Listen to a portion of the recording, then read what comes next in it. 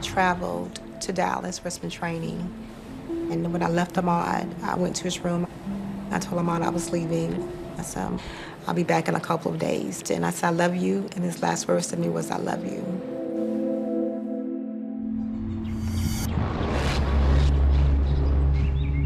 4 days later, when she's on her way home from Texas, Wanda gets a phone call from the local police. He said Ahmaud was committing a burglary. He was confronted, and in that confrontation, there was a struggle over the firearm, and Ahmaud was killed.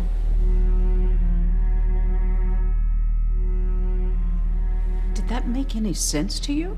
That your son would be committing a burglary? No, ma'am. No sense at all.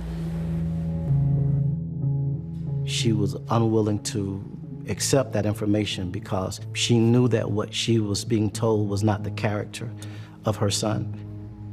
That's not him. I knew that wasn't him. So nobody was satisfied with this idea that he was shot and killed during a burglary? No.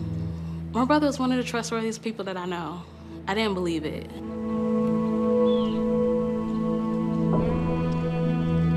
I remember picking out a casket for my little brother. What he would wear, what would be in his obituary. Things like that I never thought I would be doing at such a young age. As a young mom, I used to say I didn't imagine life without my children. And now that day had came. It was one of the hardest days of my life. I really like this wreath because it has his name embroidered on it. You said something to your son at the funeral. I promised him that I would find out what happened. They had told me that he had burglarized something. And I know that he hadn't did that. And Ahmaud knew the type of mom I was, that I was going to find out what happened. He knew that.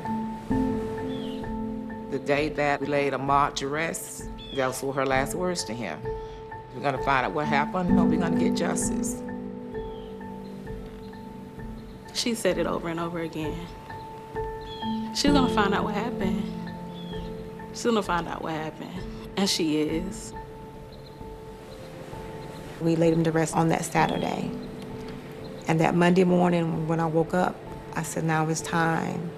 It's time to find answers. Ahmaud died in a quiet subdivision of Brunswick called Satilla Shores. According to the Glenn County Police report, 34-year-old Travis McMichael and his father Gregory had seen Ahmaud running through their neighborhood.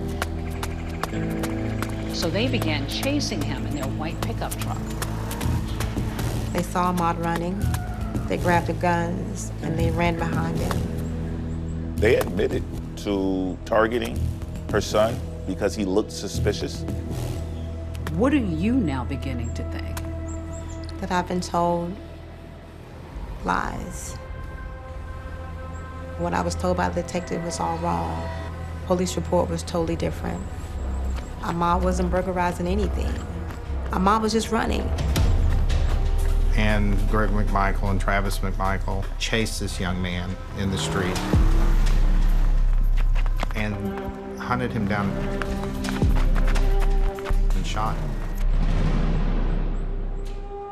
In the Glenn County Police report, Wanda learns more about the details of that day.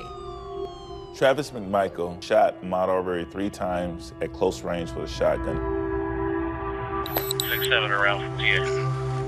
All right, guys, everybody's got their weapons up, correct? Everybody's got the weapons up. Okay. While Ahmaud Arbery lay dying in the streets with Travis McMichael literally covered in Ahmaud Arbery's blood. A black male, middle of the roadway, looks like about mid-20s. Law enforcement began their investigation. When police arrived on the scene inside Satilla Shores that day, Greg McMichael was almost animated in describing what had happened. We see him come around the corner. He's going down here. We pull up beside him. Hey, stop, we want to talk to you. And he just keeps on running. Travis McMichael, who had fired the fatal shots, was much more subdued. He was sitting on a curb. Just breathe, okay? Ahmaud's body was less than 10 feet away. And then that's my father. He was with me with this whole thing. Greg McMichael established the narrative. He said Ahmaud attacked his son and Travis had acted in self-defense. And Greg McMichael tells the officers that, you know, I would have shot him myself if I had to. I'll be honest with you, if I could have got a shot at the guy, I'd shot him myself. When the police arrived, Gregory McMichael talks about his long history in law enforcement. So I grabbed my .37 Magnum. It's an old Glenn County PD issue, by the way, when I was out. That he's just basically one of them. You know, I was chief investigator with the DA's office for 23 years, so I know what you got to do. I know everything, you know. Greg McMichael was formerly a police officer, and then he went to work for the district attorney's office. As soon as he says that, they drop their guard and begin to give him professional courtesy.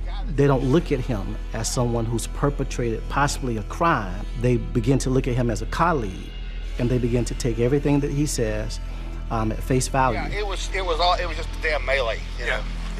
They accepted everything he had to say as gospel. What are they doing with my son over there? Are they? I don't know, sir. After the shooting occurs, Gregory McMichael calls his former boss, Jackie Johnson. Jackie Johnson was the longtime district attorney down in Brunswick. Jackie, this is Greg. Can you call me as soon as you possibly can? My son and I have been involved in a shooting, and I need some advice right away. If you can please call me as soon as you possibly can. Thank you. Bye. Greg McMichael calls his former boss, District Attorney Jackie Johnson, saying, I've been involved in a shooting. I need some advice. Please call me. We don't know for sure if they ever actually connected and talked. There's nothing in the records that they actually talked in person. Jackie Johnson told law enforcement officers that day that they should not arrest Travis McMichael for the murder of Ahmaud Arbery. And so the process was influenced by persons that had relationships with the McMichaels. The McMichaels were brought down to the police station, interviewed, and released. There were no arrests. It was as if there had been a traffic accident. And after questioning, Greg McMichael and Travis McMichael went home. This is a story about power, really, in a small Georgia town, but it's who you knew and who you didn't know. Did you think that you would be able to get justice as a black woman in a small Georgia town? I knew the odds of getting justice for Ahmaud was not on my side. I knew that. Ahmaud was killed on a sunny Sunday afternoon, and no one went to jail. Hi everyone, George Stephanopoulos here. Thanks for checking out the ABC News YouTube channel. If you'd like to get more videos, show highlights, and watch live event coverage, click on the right over here to subscribe to our channel, and don't forget to download the ABC News app for breaking news alerts. Thanks for watching.